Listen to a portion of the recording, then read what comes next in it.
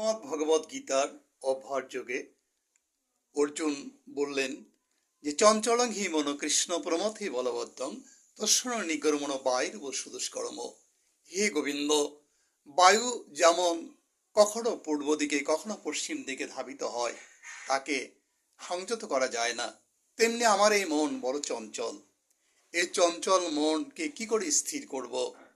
তাই ভগবান বললেন, হে অর্জুন, অসংশয়ং মহাবাহ মনোদুনিগ্রহম চলম অভ্যাসনা কৈন্তীয় বৈরাগ্য চ গৃহতে। অভ্যাস এবং বৈরাগ্যের দ্বারা বিষয়ের প্রতি আসক্তি ত্যাগ করে প্রতিনিয়ত ভগবান শ্রীকৃষ্ণের নাম স্মরণ করে তার পূজা অর্চনা করে সদাই গীতা ভাগবত পাঠের মাধ্যম দিয়ে মনকে সংযত করা। একটা রাজ্য দখল করে যুদ্ধ করতে হয়, তার চেয়ে নিজের মনকে সংযত করে নিয়ে ভগবত পথে নিয়োজিত করাই একমাত্র মানব জীবনের কল্যাণ এবং শান্তির পথ বয়ে নিয়ে আসে।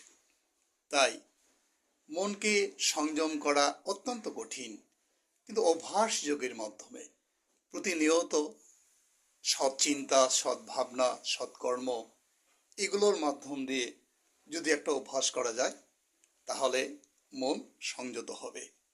আর মন সংযত হয় মন্দিরে এসে ভগবত পাঠ করা, গীতা পাঠ করা, ভগবানের চরণে ফুল তুলসী দান করলে ভগবানের কৃপা হবে, মন সংযত হবে। তাই জয় রাধে রাধে, মনকে সংযম করে ভগবত পথে নিয়োজিত করুন। শান্তি শান্তি, জয় রাধে রাধে।